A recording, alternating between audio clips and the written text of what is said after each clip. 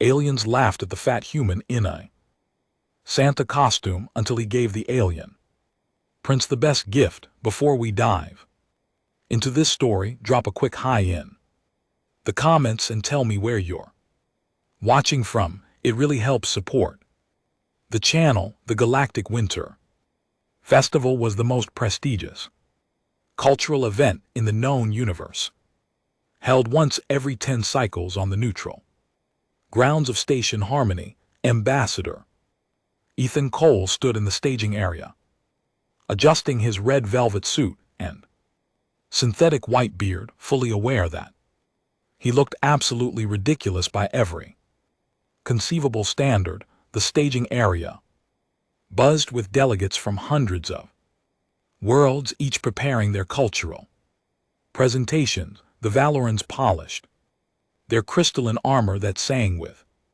harmonic frequencies. The Tethrians rehearsed their plasma dance, weaving patterns of controlled fire through the air. The Endari prepared their gravity sculptures, warping space itself into art. And then there was Ethan, dressed as a figure from human mythology that nobody beyond Earth had ever heard of. He caught the reflection of himself in a polished panel. The padded red suit added considerable bulk to his already stocky frame. The black boots were slightly too large. The white beard kept slipping to one side. He looked, objectively speaking, like a joke. His assistant, Rachel Carter, a sharp young diplomat fresh from the Mars Academy, stood beside him with barely concealed concern on her face. "You're absolutely certain about this, Ambassador?" she asked for perhaps the 10th time that morning. Ethan adjusted his belt, which featured a buckle so large and shiny it could probably be seen from orbit. "Absolutely not," he replied cheerfully. "But it's too late to back out now." Laughter had started 3 days earlier when word had spread through Station Harmony about the human presentation. The concept had been leaked somehow, probably by a gossipy maintenance drone, and the reaction had been swift and merciless. Delegates whispered in corridors, junior attaches giggled behind their hands or whatever appendages they used for concealment.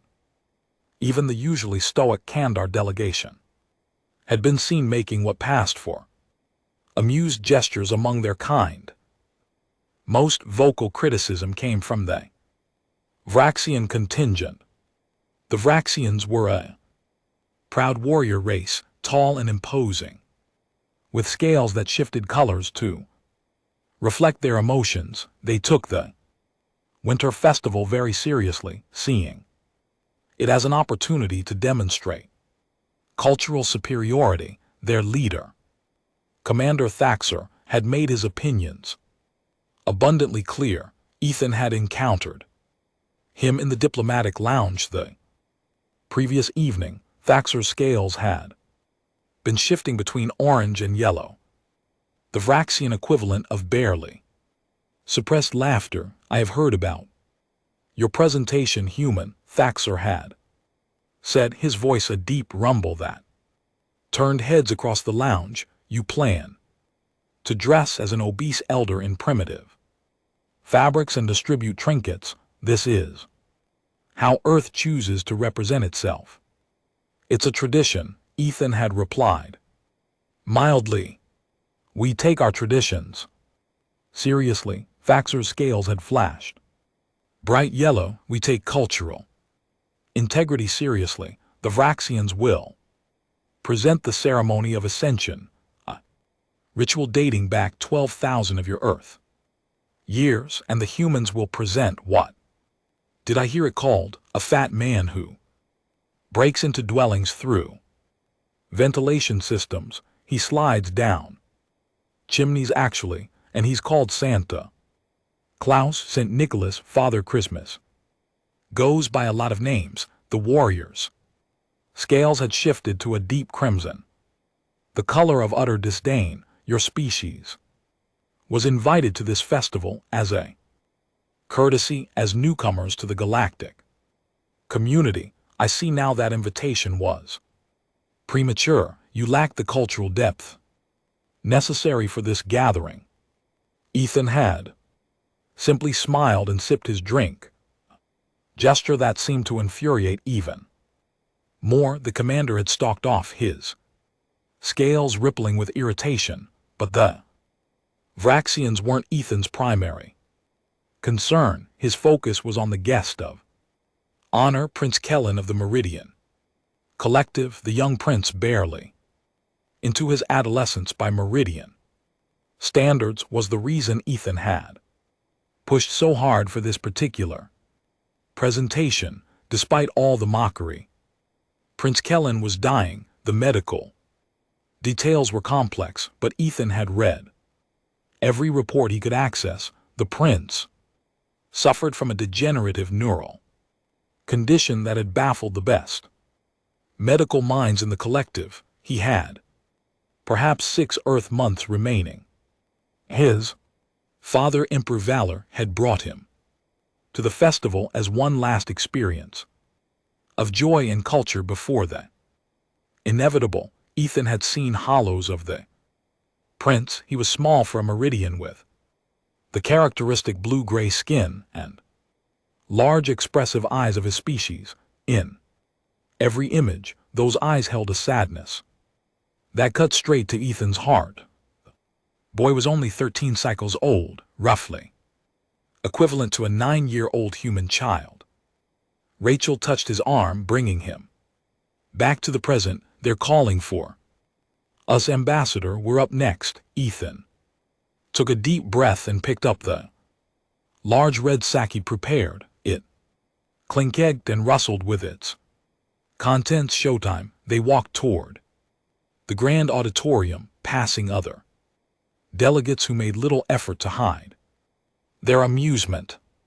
Tu and Dari actually floated aside, their gaseous forms rippling with what Ethan had learned to recognize as laughter. A group of Tethrian youngsters pointed and chittered excitedly, probably thinking this was some sort of comedy act.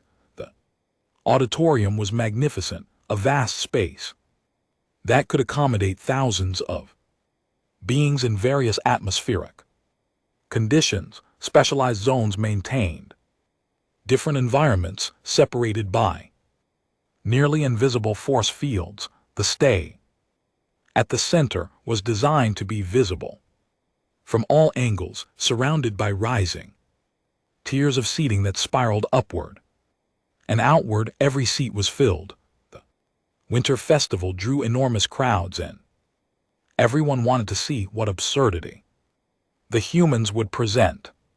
Ethan stepped onto the stage, and a wave of barely suppressed laughter rippled through the crowd. He could hear it even through the translation fields. Clicks, whistles, rumbles, and hums in a dozen different frequencies, all expressing the same sentiment: amusement, mockery, disbelief that this was Earth's cultural contribution. In the VIP section, suspended in a specialized environment sphere, said Emperor Valter and Prince Kellen. The Emperor's face, or what passed for it among Meridians, was diplomatically neutral, but the prince was staring at Ethan with open curiosity, those large eyes wider than ever. Ethan activated his translator and began. His voice boomed across the auditorium, carried by sophisticated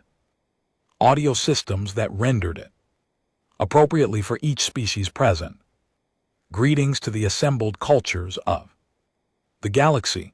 I'm Ambassador Ethan Cole of Earth, and I am honored to share with you a tradition from my world. He gestured to his outfit. I know I may look unusual to you. Believe me, I look unusual to many humans too, but what I represent is bigger than how I look. I represent a tradition of giving, of joy, of thinking about others instead of ourselves. More laughter. Someone in the Vraxian section made a comment that caused others to rumble with amusement. Ethan continued undeterred. On Earth, during our winter season, we celebrate a figure called Santa Claus. The tradition varies across our cultures, but the core is the same. One night a year, this jolly old man travels the world, delivering gifts to children. Not for payment, not for recognition, simply because bringing joy to others is its own reward. A Kandar delegate called out, her voice synthesized through her translator. Your species has faster than light travel, and you still tell stories of a man using primitive animal-drawn vehicles. We do, Ethan confirmed. Because the story isn't about the logistics, it's about the spirit of generosity. It's about maintaining wonder and magic in a universe that can sometimes seem cold and calculated. It's about preserving childhood innocence for as long as possible. He turned toward the VIP section, looking directly at Prince Kellen, and speaking of childhood, I have something special planned, Your Majesty. If you would permit me, I would like to invite Prince Kellen to the stage. The auditorium fell silent. This was highly irregular. The royal family was never asked to participate in presentations. Emperor Walter's expression was unreadable, but after a long moment, he gestured his approval. An attendant helped the prince from his sphere, providing him with a portable atmosphere unit. Kellen moved slowly, his movements careful and deliberate, the way someone moves when their body doesn't quite work the way it should. He approached the stage with what looked like a mixture of fear and excitement. Ethan knelt down to be at eye level with the boy. Hello, Prince Kellen, have you been good this year? The prince's translator rendered his soft voice.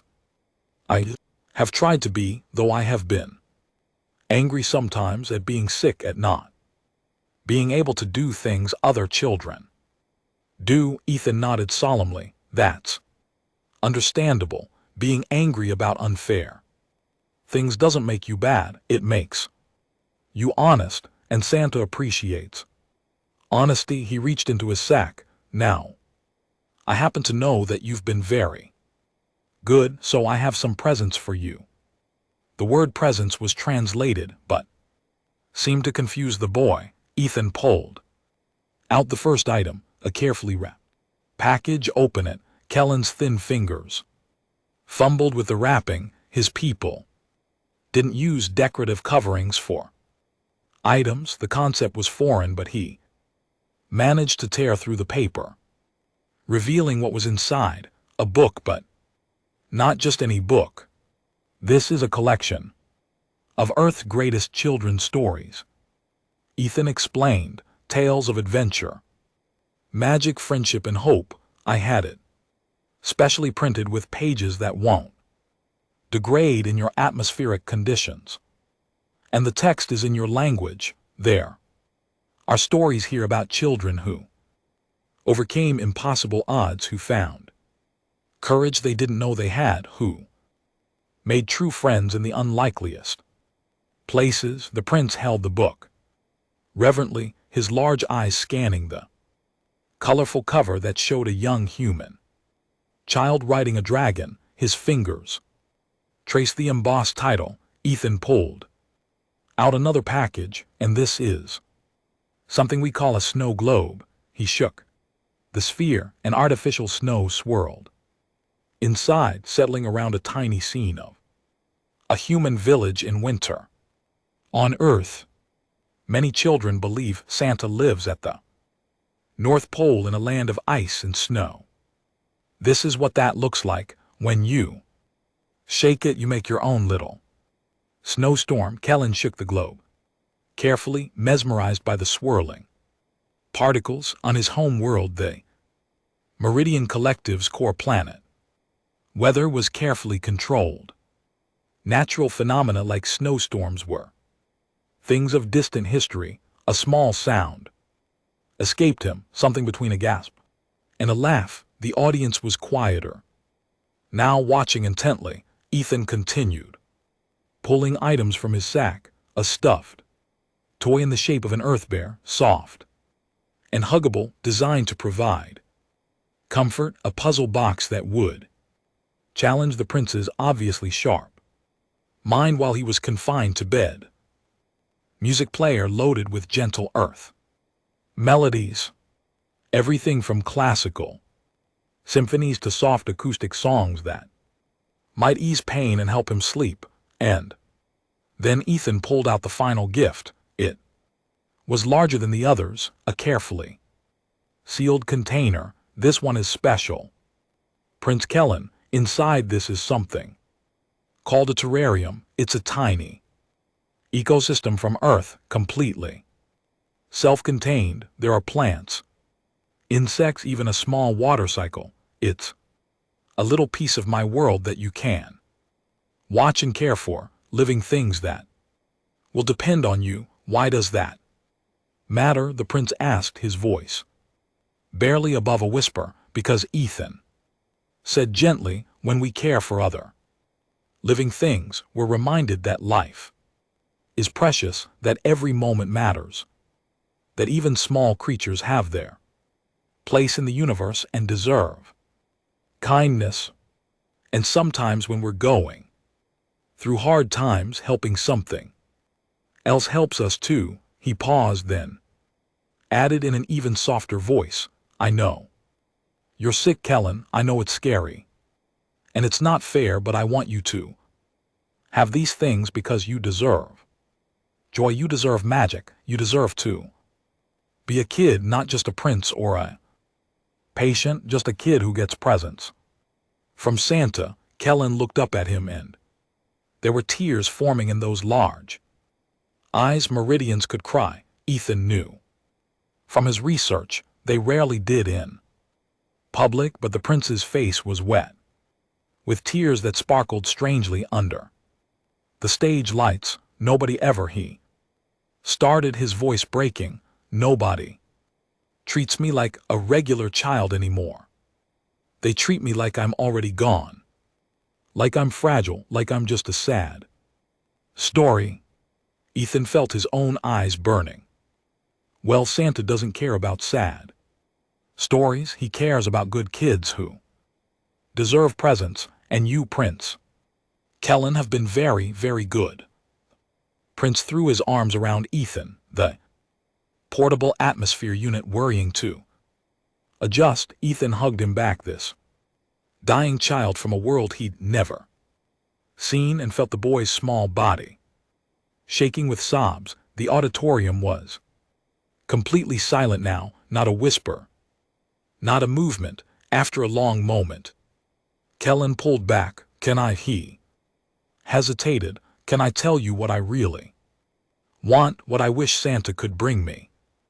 Of course, I want my father to smile again. The prince looked back at the VIP section where Emperor Valor sat, motionless. He hasn't smiled since I got sick.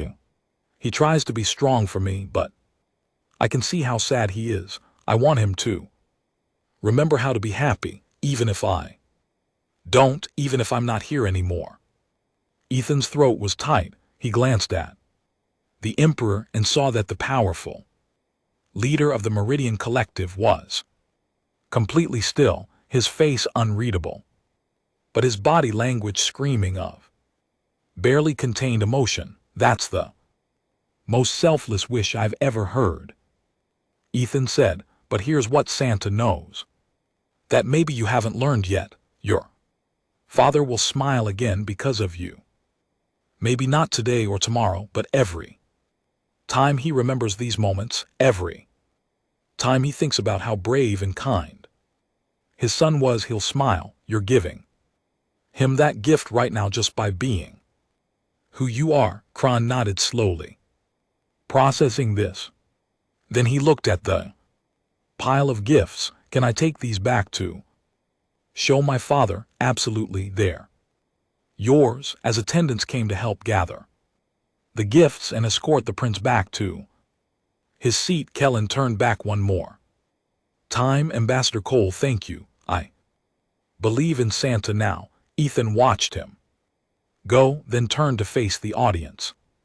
His vision was blurry, and he realized he was crying. He didn't bother to hide this, he said, his voice rough with emotion, is what Santa represents, not the flying reindeer or the magical workshop, not the impossible logistics or the fantastical elements. Santa represents the idea that we should give to others, especially children, without expecting anything in return, that we should preserve wonder and joy and magic for as long as we possibly can, that every child, no matter who they are or where they come from or what challenges they face, deserves to feel special, deserves to feel seen, deserves to feel loved. He looked around at the assembled delegates. You can laugh at my costume. You can mock the story, but don't mock the principle, because every species here, every culture represented in this room has children, and every one of those children deserves what I just tried to give Prince Kellen. They deserve joy, they deserve hope, they deserve magic. He picked up his now empty sack. That's what Earth brings to this festival, not the most ancient tradition, not the most technologically impressive display, just a simple reminder that sometimes the best thing we can do is make a child smile. Ethan gave a small bow and walked off the stage. Rachel met him in the wings, her own eyes red and wet. That was she started, then couldn't finish. I know it probably just destroyed my diplomatic career, Ethan said, pulling off the fake beard. But I don't care. Are you kidding? Rachel laughed through her tears. Look at them. Ethan looked back at the auditorium. The silence had broken, but not with laughter. Species that didn't normally display emotion openly were visibly moved. He saw a Tethrian mother holding her child close. A group of Kandar delegates were making the gesture that indicated deep respect among their kind, even the Endari, who generally considered themselves above such displays, seemed to be glowing a softer, warmer color. And in the VIP section, Emperor Valor had left his seat and was in the prince's sphere, holding his son close, while Kellen showed him each gift with unbridled excitement. The Emperor and LT Unk and GT's face, still mostly unreadable to someone unfamiliar with Meridian expressions, showed something that might have been the beginning of a smile. Commander Thaxter approached backstage, his scales a color Ethan had never seen on a Vraxian before, a sort of deep purple, shot through with silver threads. Ambassador Cole, the warrior said, formally, I owe you an apology. What I witnessed today was not a lack of cultural depth, it was cultural depth. I was too rigid to recognize the Vraxian people value strength, honor, and tradition. I see now that there are many forms of strength. What you did for that child required tremendous courage. Ethan shook the commander's offered hand. No apology necessary. I know I look ridiculous. You look like a human concept my translator is struggling with. Thaxter frowned at his device. It's rendering it as foolish wisdom or joyful absurdity, but the core meaning seems to be someone who is willing to appear ridiculous in service of something greater than themselves. We'd call that being a good sport, Ethan said, with a grin, or maybe just being Santa Claus. Over the next several hours, something remarkable happened. Delegates from dozens of worlds approached Ethan, many with questions about the Santa tradition.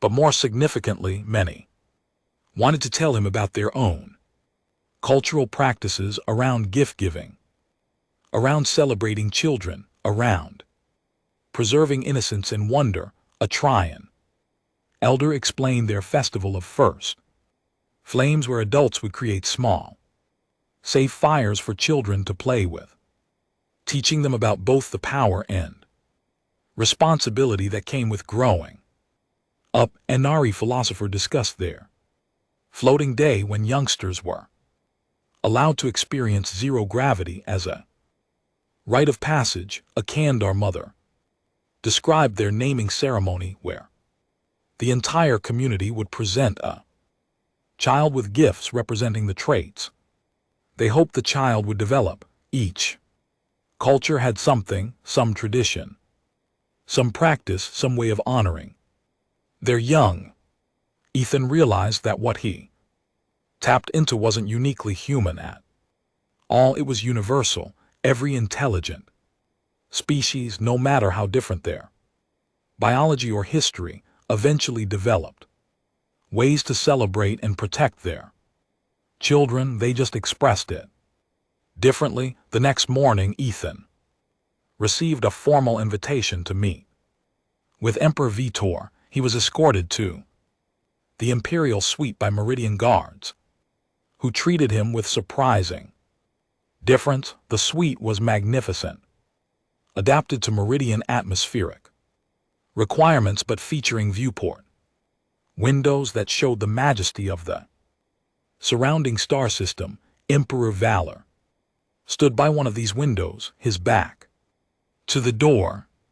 Kellen sat nearby, carefully tending to the terrarium Ethan had given him, his face pressed close to the glass as he watched the tiny insects moving about. Ambassador Cole, the emperor said without turning, I am told that in human cultures, when someone does a service of great personal significance, thanks are expressed. Your Majesty, there's no need to thank me. I just wanted to give your son a good experience. You gave him more than that. Vitor finally turned, and Ethan could see that the emperor had indeed been crying. Meridian tear ducts left silvery trails on their skin that lingered for hours. You gave him.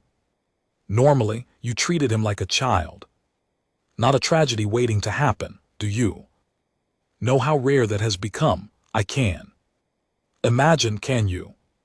The emperor's voice held an edge of bitterness. Every doctor, every visitor, every dignitary who comes to see him treats him with such careful pity. They speak in hush tones. They offer condolences for a death that hasn't happened yet. They've already begun mourning him while he's still alive, still here, still my son. His voice broke on the last word. Ethan waited, giving him space to compose himself. But you, Walter continued, you saw him, just him, a child who deserved presence and joy in the undivided attention of a silly human in an absurd costume. You didn't treat him like he was dying. You treated him like he was living, because he is living, Ethan said firmly. Every moment he's still here. He's alive, and those moments matter. They count, they're real. The emperor nodded slowly. My people have a saying.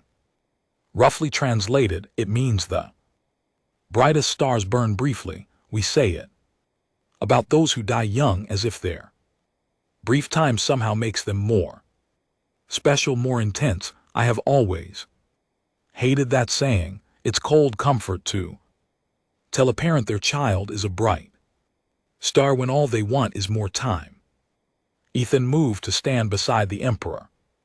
At the window, on Earth we have a similar saying. We say it's better to have loved and lost than never to have loved at all. He paused. I think both sayings are trying to cope with the same terrible truth, that sometimes, no matter how much we love someone, no matter how powerful we are or how advanced our technology, we can't save them. All we can do is love them while we have them.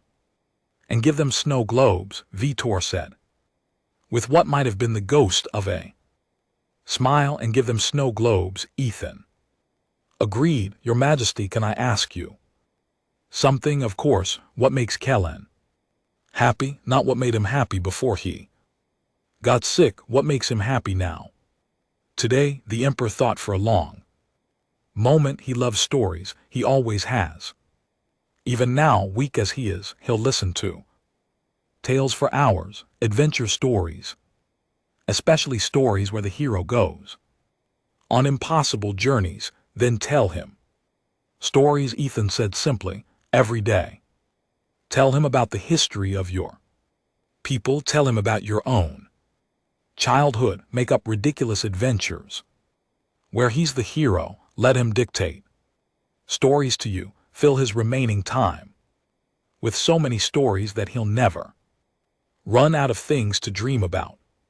Vitor looked at him strangely. Our doctors say we should keep him calm, avoid excitement, let him rest with respect. To your doctors, rest is for people who have a future to save their energy for.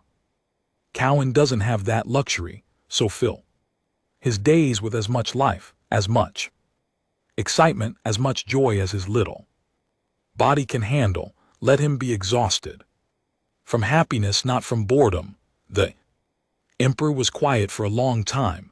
Then he said, you speak with the authority of experience. Have you lost a child? Ambassador Ethan shook his head. No. But I lost my sister when I was young. She was only 7. She had a disease not unlike your son's, something that didn't have a cure. Not then. He took a shaky breath, and I remember toward the end, everyone was so focused on keeping her comfortable, keeping her quiet, letting her rest, and she was so bored, so frustrated. All she wanted was to play, to have adventures, to be a kid. But everyone treated her like she was made of glass. And did you treat her like glass? Ethan smiled, remembering. No, I snuck into her room at night and we'd play pirates. I'd make up elaborate stories about her being a pirate captain, sailing the 7 seas, finding treasure, fighting sea monsters. She couldn't get out of bed, but in her imagination, she was sailing the world. He wiped his eyes. She died happy, tired, and sick, but happy. And when I think about her now, I don't just remember the sadness. I remember the laughter. I remember her smile. I remember her as a pirate captain, not a patient. Vitor turned to look at his son, who is now holding the snow globe up to the light. Watching the particles swirl, he looks happy. He does. Thank you, Ambassador Cole, for the gifts, for the wisdom, for seeing my son. That's what Santa does. Ethan said he sees children, really sees them. 2 days later, the winter festival concluded with an awards ceremony. Various presentations were recognized for different qualities. Vraxians won for most historically significant tradition. The Tethrians won for most visually spectacular display. The Endari won for most philosophically profound contribution, and Earth won the newly created award for most impactful cultural exchange. The award was presented by none other than Emperor Walter himself, with Prince Kellen at his side, clutching his stuffed Earth bear. When Ethan approached the stage to accept the award, he was still wearing his Santa costume. He'd worn it every day of the festival after his presentation, and it had become something of a symbol. Children of various species had started approaching him, asking about Earth, asking about Santa, asking if he had any more presents. He did, of course. He'd started carrying candy in his pockets, simple Earth sweets that were safe for most carbon-based species. he'd handed out dozens of pieces, each time taking a moment to talk to the child, to ask their name, to treat them as individuals. Ambassador Cole, Emperor, Vitor said formally as Ethan reached the stage. On behalf of the Galactic community, I present you with this recognition. Your presentation reminded us all of something we had forgotten in our pursuit of impressive displays and ancient traditions. You reminded us why we share our cultures at all, not to compete, not to demonstrate superiority, but to find the common threads that bind us together as intelligent, feeling beings who care for our young. The Emperor paused, then added in a softer voice, and on behalf of my family, I thank you for giving my son a gift more precious than any treasure in the galaxy. You gave him joy. You gave him normally. You gave him magic. He looked down at Kellen. You gave him Santa Claus. Prince Kellen stepped forward, his movement still careful but his eyes bright. Ambassador Cole, I have something for you too. He held out a small package wrapped in shimmering meridian fabric. Ethan knelt down and accepted it. Can I open it now, please? Do. Inside was a handmade bracelet woven from threads that changed color in the light. Meridian friendship bracelets were sacred things given only to those considered part of one's family. Ethan's throat tightened as he realized what this meant. I made it myself, Kellen said proudly. It took me 3 days because my hands shake sometimes, but I wanted you to have it because you're my friend. And because Santa needs something too. Remember me by too. Ethan carefully tied the bracelet around his wrist. I will treasure this forever, Prince Kellen, and I will never forget you. Good, the prince said with a smile that transformed his small face, because I'm going to write to you. I'm going to tell you stories like you told my father to tell me. I'm going to write about my adventures, even if they're just adventures in my imagination, and maybe you can write back and tell me more about Earth and Santa and all the things humans do. I would be honored, Ethan said. In fact, how about this? Every Earth year on the day we celebrate Santa, I'll send you a present. No matter where I am in the galaxy, I'll be your personal Santa Claus. Really? The prince's eyes went wide. You promise? Promise? Santa always keeps his promises. The audience erupted. Applause, a cacophony of sounds from 100 different species, all expressing approval and emotion in their own ways. Ethan stood still, holding the prince's small hand, and raised their joined hands in the air. The image was captured by 1,000 recording devices and would be transmitted across the galaxy. The fat human in the ridiculous red suit standing triumphant with a dying alien prince, both of them smiling, as if they'd just shared the greatest secret in the universe. Later that evening, as the festival grounds began to empty and delegates prepared to return to their respective worlds, Ethan sat alone in the human delegation's quarters. Rachel had gone to file reports and handle the administrative aftermath of their unexpected award. Ethan was supposed to be packing, but instead he sat by the window looking out at the stars and thinking about everything that had happened. There was a soft chime at the door. Come in, he called. Commander Thaxter entered, looking somewhat uncomfortable. His scales were shifting between colors, betraying his uncertainty. Ambassador, I hope I'm not intruding. Not at all. Commander, please sit. The Vraxian settled into a reinforced chair, specially designed to accommodate his species bulk. I wanted to speak with You before we depart about what you did about what I said before your presentation. You already apologized. Ethan said, no need to revisit it. I apologize for underestimating your presentation. Facts are corrected, but I need to apologize for something deeper.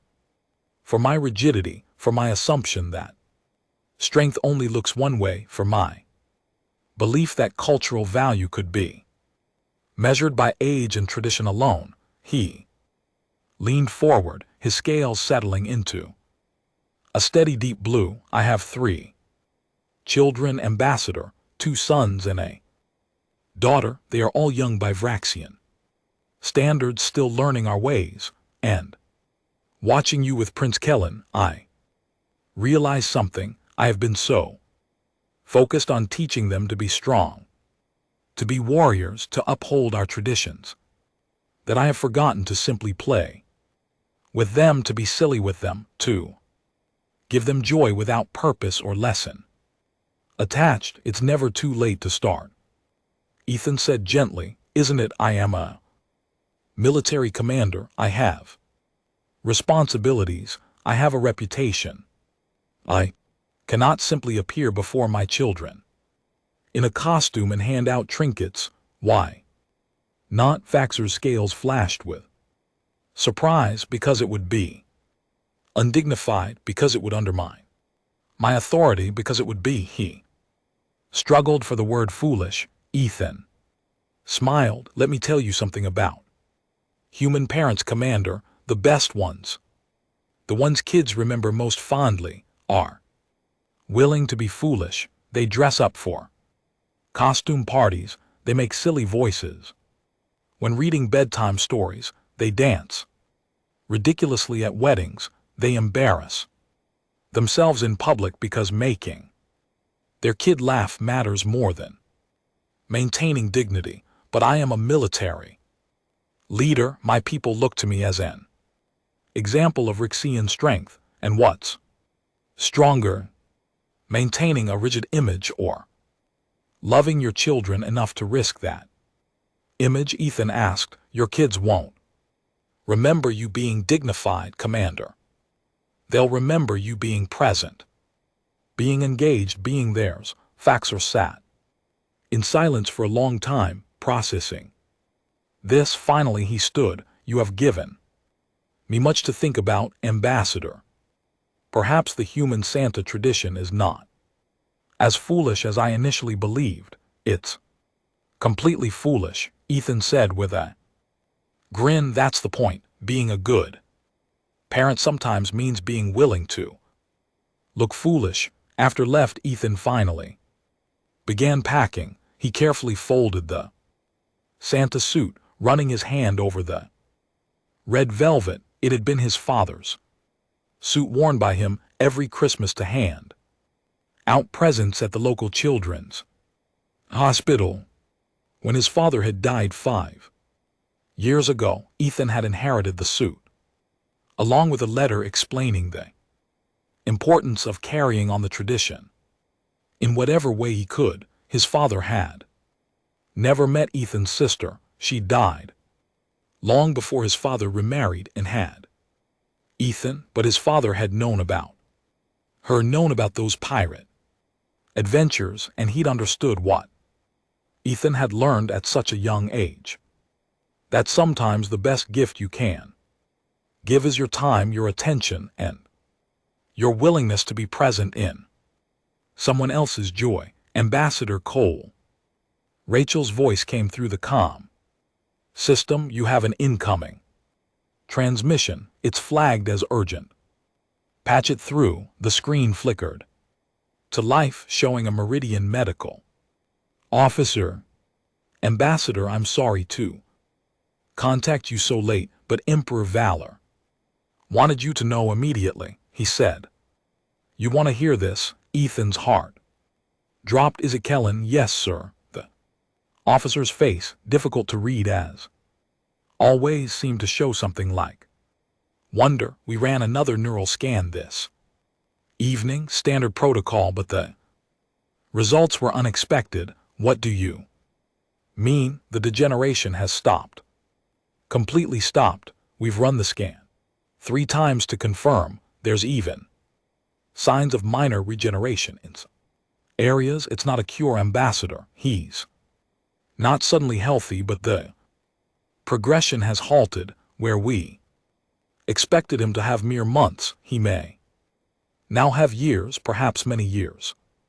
Ethan sat down heavily. That's how is that possible? We don't know. The officer hesitated. The Emperor wanted me to tell you what he believes, he says. It's because his son has hope again, has joy again, has something to look forward to. He says, you gave his son a reason to fight, and that fighting spirit has made a difference we can measure in neural activity and tissue response, or it could just be a spontaneous remission, Ethan said, trying to be rational. Those happen sometimes, don't they? Rarely, very rarely, and never after such consistent decline. But yes, it's possible this is coincidence. The officer paused. The Emperor doesn't believe in coincidence, Ambassador. He believes in Santa Claus. After the call ended, Ethan sat in the dark for a long time, turning the bracelet Kellen had made him, watching the threads shift colors in the faint light. He thought about hope, about joy, about the power of believing in magic, even when you're old enough to know better. Maybe the medical officer was right, and it was just spontaneous remission. Maybe Kellen's neural condition had simply decided, for no reason science could explain, to stop killing him. Maybe it was all just luck and timing, and had nothing to do with snow globes or stuffed bears or the fat human in a Santa suit who decided to treat a dying prince like a regular kid. Or maybe, just maybe, there was something to the magic after all. The next morning, as the human delegation prepared to board their transport back to Earth, a crowd had gathered. Word of Prince Kelron's medical improvement had spread through Station Harmony like wildfire, and somehow people had connected it to Ethan's presentation, to the Santa tradition, to the simple act of giving gifts with no expectation of return. Children of a dozen different species lined the corridors, some with their parents, some from the station's resident population. They held signs, or the alien equivalent of signs, many with crude drawings of a human figure in red. As Ethan walked past in his Santa suit, which he decided to wear one final time, the children called out to him in their various languages, all translated by his device. Santa, is it true you can do magic? Santa, will you visit my planet? Can Santa come to everyone, not just humans? Ethan stopped walking and looked at these young faces, these children from worlds he'd never seen, species he'd only recently learned about. He thought about what to say, how to explain the spirit of Santa without claiming actual magic or making promises he couldn't keep. Then he smiled and said, Santa can't visit everyone personally, but here's the secret. Anyone can be Santa. All you have to do is give someone a gift for no reason except to make them happy. It doesn't have to be expensive or fancy. It just has to be thoughtful. It just has to show that you care. He looked at the parents watching from behind there. Children and grown-ups can be Santa too, maybe especially grown-ups, because you have the power to give the greatest gift of all, your time and attention and love. A small Tethan child, barely old enough to control her flame, stepped forward. I want to be Santa. Can I be Santa? Absolutely, Ethan said, kneeling down to her level. You can be the first Tethan Santa. You can start your own Tradition, what gift would you want to give? The child thought hard, her flame flickering with concentration. I would give warmth to people who are cold, not just cold in body, but cold in heart. Lonely people, sad people, I would give them my flame to warm them.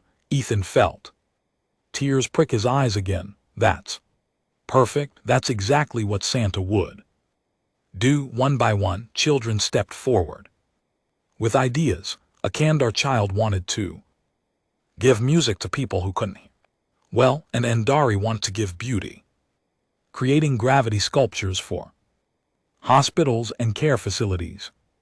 A Vraxian child, probably from Commander Thaxer's crew, wanted to give protection, standing guard so other kids could play safely. Each child had their own interpretation, their own way of being. Santa filtered through their culture and biology and understanding of the world, and Ethan encouraged every single one, seeing in their eager faces the universal truth he'd uncovered, that every species, every culture, every intelligent being eventually discovers the profound satisfaction of giving to others. Rachel touched his arm. Ambassador, we really need to board. We're going to miss our departure window. Ethan nodded and stood, addressing the crowd one final time. Remember, being Santa isn't about the costume or the sleigh or any of that. It's about the spirit. It's about kindness. It's about thinking of others. It's about making the world or the galaxy a little bit brighter. You can all do that. You can all be Santa. As they walked toward the transport, Rachel said quietly, you know, you've probably just started a galactic religious movement, right? Ethan laughed. Not a religion, just a tradition, a good tradition. The media coverage of the festival was extensive. Ethan's presentation became the most watched cultural exchange in the event's history. Clips of him with Prince Kellan circulated on information networks across dozens of worlds. Analysis and commentary poured in from scholars, politicians, and religious leaders. Some praised him for finding common ground across species. Some criticized him for trivializing serious cultural exchange with children's stories. Some wrote lengthy treatises about the psychological and sociological implications of gift-giving traditions across different species, and some simply shared stories about their own cultural practices that echoed the Santa spirit. But the most significant response came from the children. Within weeks, reports started filtering back to Earth about spontaneous Santa movements on other worlds. Teeth and children creating warmth exchanges where they gift small flames to neighbors who seemed lonely. Kandar youth organizing music circles and medical facilities. Andari youngsters making small gravity sculptures to brighten public spaces.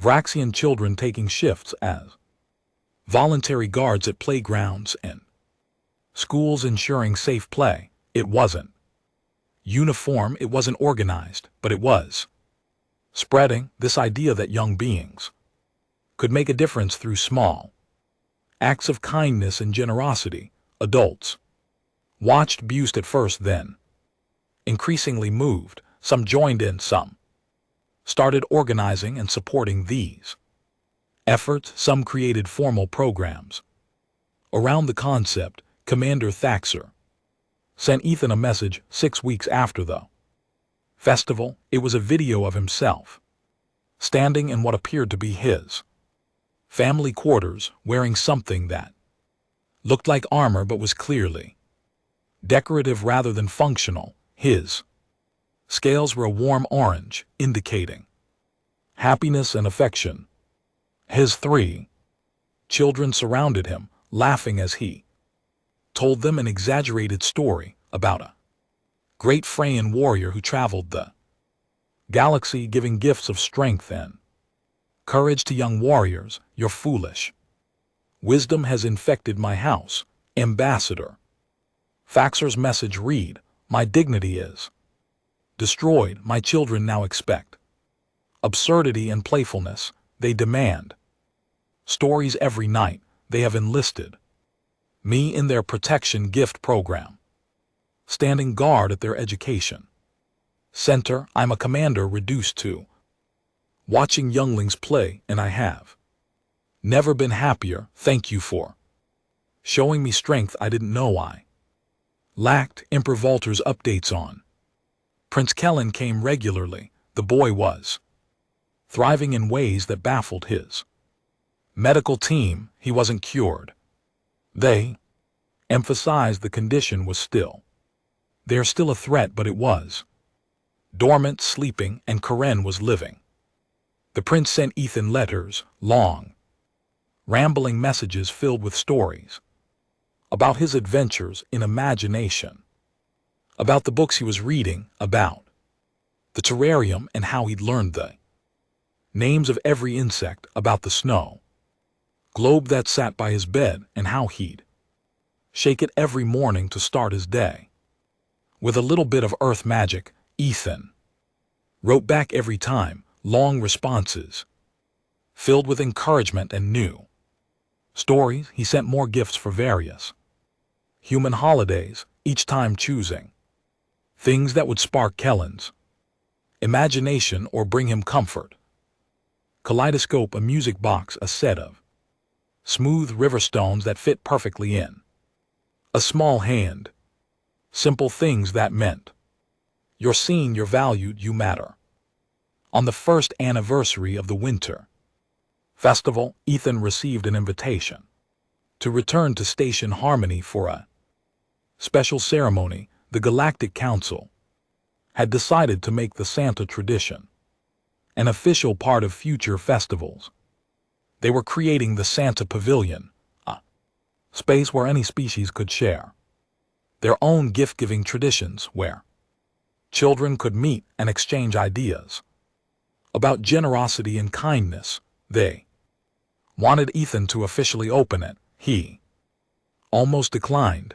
It felt too much like taking credit for something that wasn't really his. Santa Claus in all his various forms across Earth cultures had existed long before Ethan put on the suit, and the spirit of generosity existed across every culture, every world. He hadn't invented anything. He'd just reminded people of something they already knew. But Rachel convinced him. You have to go, she insisted, not because you deserve credit, but because your presence will mean something to all those kids who have taken up the mantle.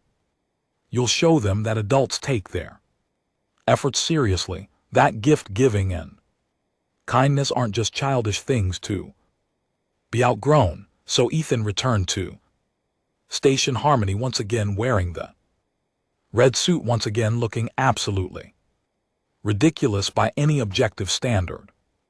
But this time when he walked through the corridors, he wasn't met with mockery. He was met with recognition, with respect, with children of a dozen species calling out greetings and showing him their own versions of Santa costumes.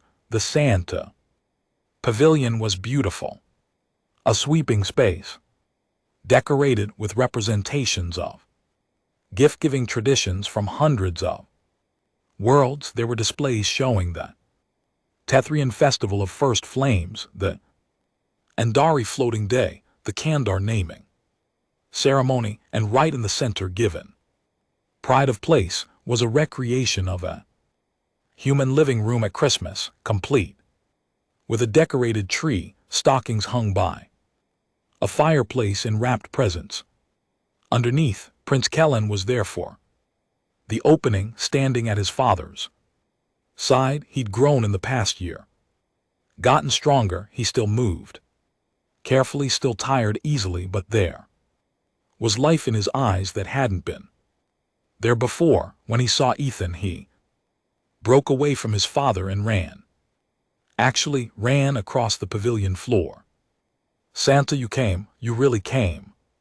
Ethan caught him in a hug, feeling how much more solid the boy felt, how much more present. Of course I came, I promised. Didn't I? And Santa always keeps his promises. I've been good this year, Kellen said breathlessly, really good. I've been helping other sick kids, telling them about hope and magic and not giving up. I've been there, Santa. Ethan felt his eyes burning again. Familiar sensation when dealing with this remarkable child. That's the best gift you could give. How do you feel? Tired sometimes, weak sometimes, but alive, Ambassador. I feel alive. He pulled back and looked up at Ethan with those enormous eyes. The doctors say I might live to be grown up now. Can you believe that? I might get old. That's the best news I've heard in a long time. I know it might not last. The prince said, suddenly serious. I know the sickness might come back, but I'm not scared anymore because you taught me that every moment counts. Every moment is worth living, whether I have months or years or decades. I'm going to live every single one of them. That's all any of us can do, Ethan said softly. The opening ceremony was surprisingly emotional. Leaders from various worlds spoke about the impact of the Santa tradition on their societies, about communities coming together, about children learning empathy and generosity, about adults rediscovering the joy of giving without expectation of return. But the most powerful moment came when Emperor Valor took the stage. The powerful leader of the Meridian Collective stood before the assembled delegates and did something unprecedented. He knelt down, getting on his knees before everyone, and looked directly at Ethan. Ambassador Cole, he said, his voice carrying across the pavilion. 1 year ago my son was dying, and I was dying with him, not in body but in spirit. I had given up hope. I was simply waiting for the inevitable, trying to make his last days comfortable but not meaningful. And then you appeared in that ridiculous costume and showed me that I was wrong, that every day mattered, that my son deserved joy, not just comfort, that hope and magic and wonder were not childish things to be set aside in the face of harsh reality, but essential tools for survival. He stood, his voice stronger now. You gave my son years he wasn't supposed to have. Whether through medical miracle or the power of hope or sheer force of will sparked by joy, it doesn't matter. You gave us time. You gave us life. You gave us the greatest gift imaginable. And I wanted to say, before all these assembled beings, thank you for being foolish enough to believe in magic. Thank you for being brave enough to look silly. Thank you for being Santa Claus. The Emperor reached into his robes and pulled out a medallion, the highest civilian honor. The Meridian Collective, I present you with this recognition, not as ambassador to Earth, but as Prince Kellen Santa, as the human who saved my son by reminding him how to live. Ethan accepted the medallion with shaking hands, unable to speak past the lump in his throat.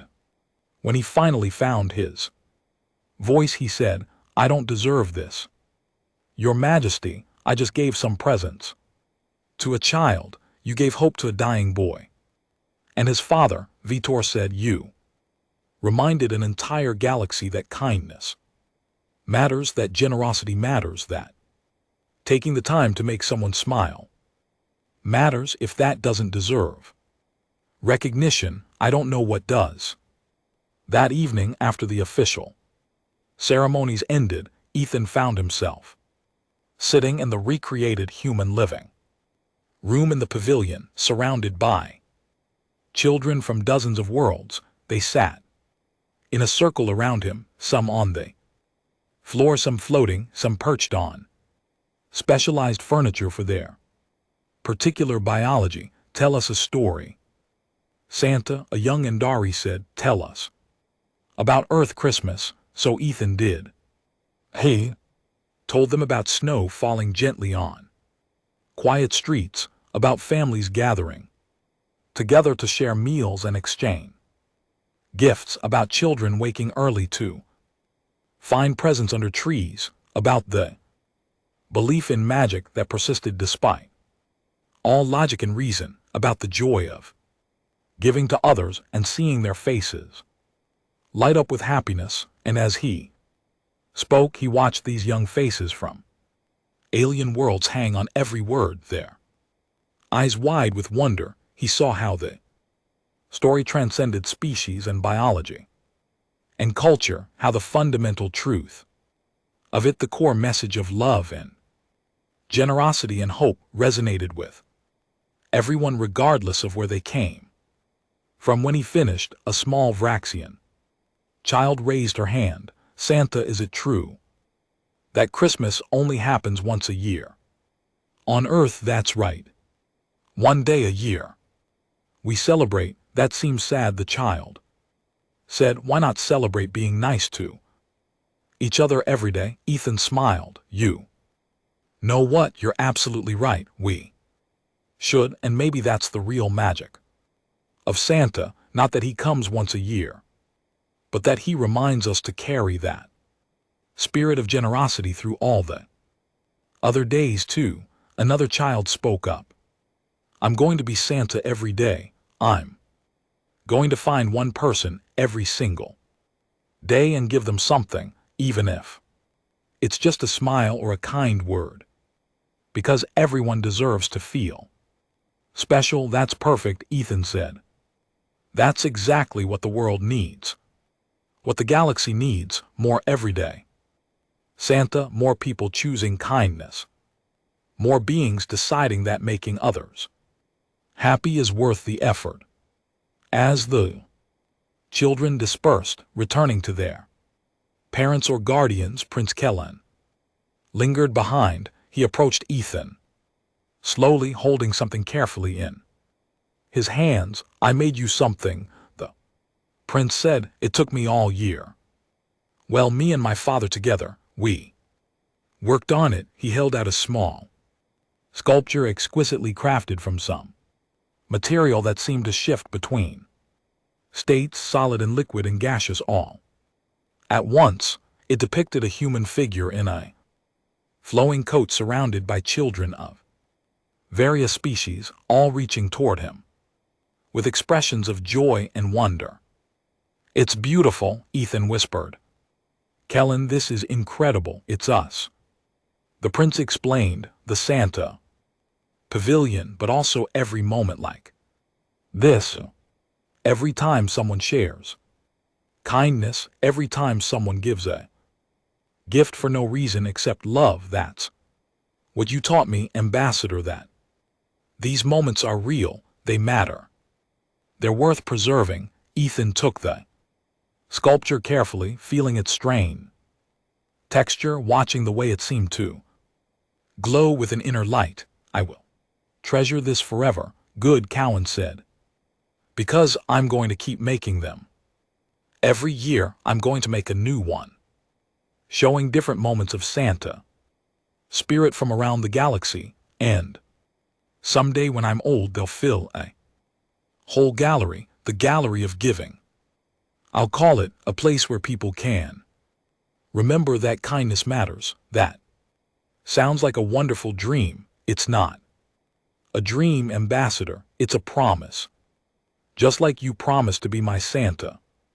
The prince smiled. I'm promising to be Santa too, for as long as I live. Years passed. Ethan returned to Earth and resumed his duties, but he never forgot his time at the winter festival. He kept the Santa suit in his closet, pulling it out not just for special occasions, but For quiet moments when he needed to remember what mattered, he maintained correspondence with Prince Kellen, who defied every medical prediction and continued to grow stronger. The boy became a young man, then a respected leader in his own right. He never forgot his promise, the gallery of giving, opened when he turned 25 cycles old, filled with hundreds of sculptures, depicting moments of kindness and generosity from across the known galaxy. The Santa tradition spread further than anyone could have imagined.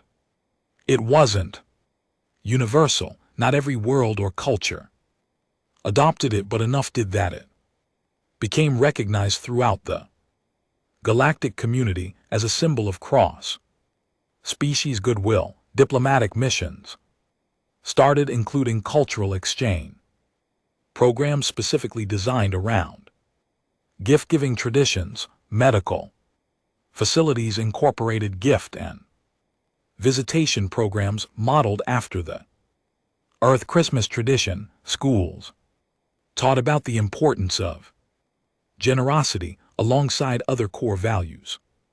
And every year at the Winter Festival, the Santa Pavilion hosted a gathering where beings from hundreds of worlds came together to share their stories of kindness, their traditions of giving, their experiences of being Santa to someone who needed it.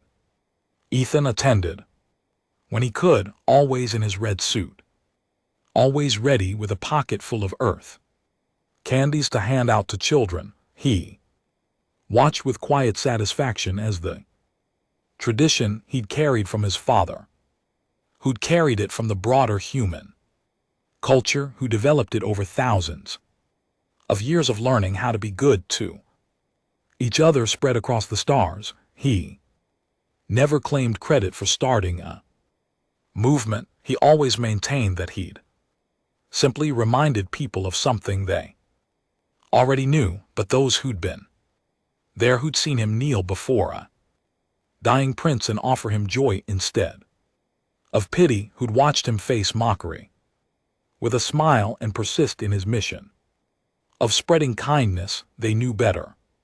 Commander Thaxer, who remained a friend for the rest of Ethan's life, perhaps said it best in a speech he gave at Ethan's retirement ceremony. Ambassador Cole didn't give us Santa Claus, he gave us permission to be foolish for a good cause. He gave us permission to prioritize joy over dignity. He gave us permission to believe in magic even when we're too old and too serious and too important to believe in anything so childish, and in doing so he gave us back a part of ourselves we'd forgotten. We'd lost the part that remembers how to play, how to give, how to love, without condition or expectation. Ethan lived to a ripe old age, long enough to see the Santa tradition become so embedded in galactic culture that children who weren't even born when he made his famous presentation knew the story of the human Santa and the Meridian Prince long enough to attend Kelrin's coronation as emperor, watching with pride as his young friend took power and immediately announced a sweeping program of cultural exchanges and charitable initiatives long enough to hold his own grandchildren, and passed down the red suit along with the story of why it mattered. And when he died peacefully in his sleep at the age of 93, the news rippled across the galaxy. Tributes poured in from hundreds of worlds, but the most touching came from the Meridian Collective, where Emperor Kellen declared an official day of remembrance, a holiday dedicated to honoring the human who had taught a dying boy how to live, and in doing so taught a galaxy how to be kind. The Santa Pavilion, which had grown into a massive complex spanning multiple levels of station harmony, was renamed the Cole Pavilion, A statue was erected in the center depicting Ethan in his red suit, kneeling before a small Meridian child, offering a snow globe. The inscription read in a dozen languages he believed. In magic, he taught us to believe too. But perhaps the most fitting tribute came from the children in the weeks following Ethan's death, young beings from across the galaxy engaged in coordinated acts of kindness. They called it the Great Giving, and it lasted for an entire month. Millions of children, inspired by the human Santa's legacy, went out of their way to be generous, to be kind, to make others smile. They gave gifts, they gave time, they gave attention and care and love. They became Santa, every single one of them, carrying forward a tradition that had started with an awkward human in a ridiculous costume and a dying prince who'd learned to hope. And somewhere in whatever comes after, Ethan Cole smiled, because that had always been the point. Not the costume, not the presents, not even the tradition itself. The point was the spirit behind it all, the simple, profound truth that making others happy makes the universe a little bit brighter. That when we give without expecting anything in return, when we choose kindness even when it costs us our dignity, when we believe in magic even when logic tells us we shouldn't, we become something greater than ourselves. We become Santa Claus. We become hope made manifest. We become the light that pushes back the darkness, and that light, once kindled, never truly goes out. And that was the end of the story. If you listened all the way to here, don't forget to leave feedback about what you thought of the story in the comments, whether positive or negative. Your feedback helps us improve. Also, leave your like and subscribe to the channel for more stories like this one, and I'll leave here on the screen another video that I'm sure you'll like. Big hug, and see you in the next